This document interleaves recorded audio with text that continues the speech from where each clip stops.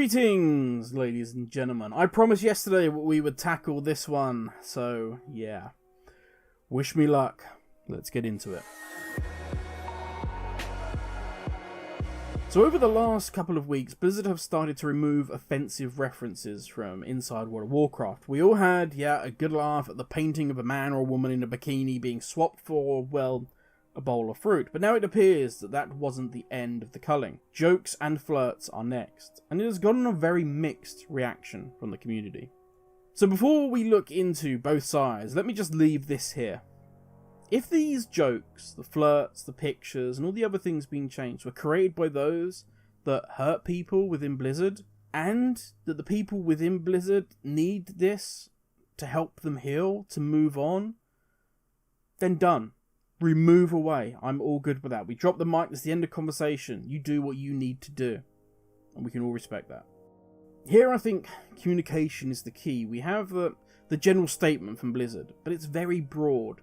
When it comes to things like this, you have investment from not only the people at Blizzard, but also investment by the fans. We both love this world, but both see it from very different angles. We see a quest like Got Wood as a fond memory, a little tongue-in-cheek humour, but within Blizzard, this may be seen as a legacy of someone that abused their power and abused other people. Someone that doesn't deserve to have any lasting connection to this game, no matter how small it may be. And the difference between the two viewpoints is a hard thing to rectify between that of creator and developer and fan. Here is how I look at World of Warcraft. In the UK, we have an organisation called the National Trust, and they look after a lot of our older properties, like castles, stately homes, etc. So I'm going to view World of Warcraft as a castle, and the grounds. If it makes it easier for you, if you're a younger generation, then think like a theme park rather than a castle, but I'm old and I like castles, so I'm sticking with it. We pay Blizzard to walk around this castle and enjoy the grounds, to enjoy the experience. And they maintain it. They create new attractions, new things of interest to keep us coming back. Now imagine that, unbeknownst to us, previous management were abusing the staff. And during their time, they filled this castle, this theme park, with art that was to their tastes. They made the staff wear revealing sexualized uniforms. And we enjoyed the castle. We thought, hey, the men and women look very pretty, a bit revealing, but very pretty nonetheless. Not realizing the far darker and deeper meaning of what was going on. And sure, the art was a bit different, a bit risque, but we weren't really paying attention to that. We were enjoying the grounds, we were enjoying the castle. The art was not what we were there for. Now, the management that abused staff has been chased out. A fresh wind blows through the castle, or theme park. The staff uniform is changed to something more professional, something that doesn't have the same feeling of shame attached to it. Next up, the staff begin to change the art in the castle. Because we may not have paid it much attention, but they had to look at it day after day, knowing that it came from the same people that abused them. So they remove it. And as I say, if we look at it like that, we can completely understand why Blizzard are doing these things. The issue that comes in is, where does this stop? And that is where I feel that the half of the community that is worried about these changes, that's where I think they're coming from. Say there is a piece of art on the wall that a member of staff is removing. In front of that art, there are two visitors enjoying the castle. Those guests are blood elves in full leather slutmog outfits. What happens if the member of staff takes the picture down, looks at the elves and says, well, that's a problem as well.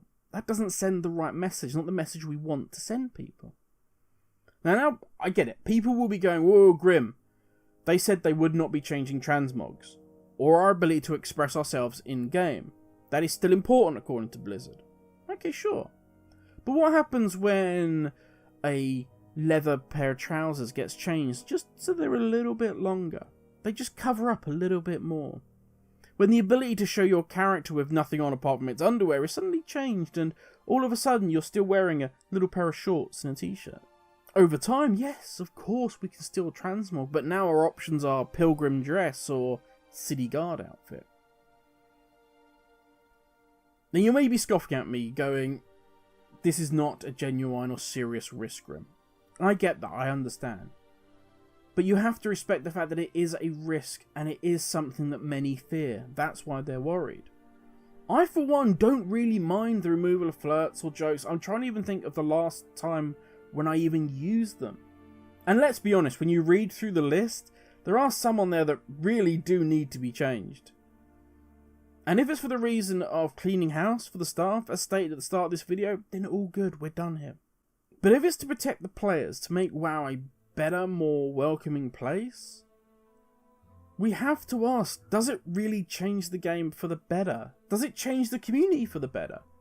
If you are worried about a player being offended by a joke or a flirt, then how can you be okay with players being screamed at for low DPS or poor healing or tanking? That will have a far greater impact on a player than a simple joke or a flirt. After all, we have the ability in-game. Somebody flirts with us or sends us an emote, we can either go emote back to them with no, or we can simply block that person. And yes, I know what you're going to say. Grim, you can block a hurtful comment. But the damage is already done, as I've said before. It's a person-on-person connection. It is a real person sending you their thoughts. It's not just a pre-scripted emote. I'll be honest with you for a second. I can still remember the first time I took my Warlock into Wrath of Lich King Dungo. I was trying to learn Affliction. I know, I thought it looked cool, and I wanted to play Affliction, and someone in there screamed at me from the second pack onwards, and they did not stop. But I wasn't going to leave. I was like, nope, we need to see this through to the end. But it broke me. I thought I was useless. I thought that I could never enter a dungeon again because I was ruining other people's experience. And it wasn't until Cuddle started to play that I even came back to WoW. Now, I'm an old fart, but that Dungo is still with me. It's one of the reasons I do not pug. It's one of the reasons that I try to make a guild that is welcoming for everyone at all levels. Because that's the experience I had when I played Warhammer Online. I had so many great friends, we had so much fun together. But I wanted to bring that experience to World of Warcraft. This is a great game, and if you can experience it with friends or having a laugh, then those times will stay with you. I still remember the name of everybody I played with in Warhammer Online, and I love them all still deeply to this day, because of the experiences we shared and the laughs we had. Now, simply put, at the end of the day, this comes down to you as a player. If we go back to our castle analogy, or theme park analogy, if you visit there and the art has changed and the uniforms have changed and you're told now that can you not wear trainers anymore or can you not talk out loud, then you have to do what you would do in real life. You can either change to match the standards of the establishment, or you can say, do you know what? This is no longer for me, thanks, but this has ceased to be fun, enjoyable, therefore I'm going to go elsewhere. Now personally, I feel that these changes are being done for genuine reasons by staff that truly care about this game. The rage that's been shared around the interwebs is simply down to this information being data mined without any context from Blizzard.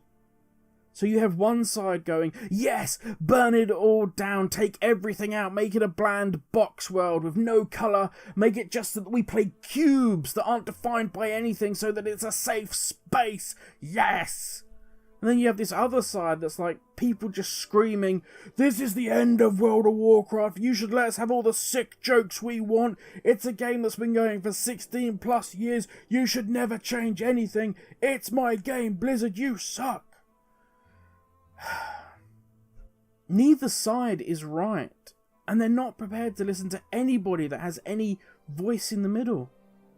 Yes, I'm okay with them changing jokes and art. Yes, I do have a line in the sand that if crossed, I will walk away from World of Warcraft. And no, we are not even close to that for me right now. But if you are, I respect that and I say good luck to you.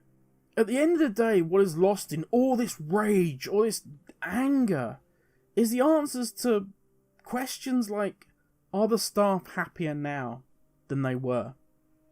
Are the staff safer now than they were? Are they being paid what they deserve? If you want to rage, maybe rage about those issues. Issues that actually affect real people. But that's enough from me, everyone.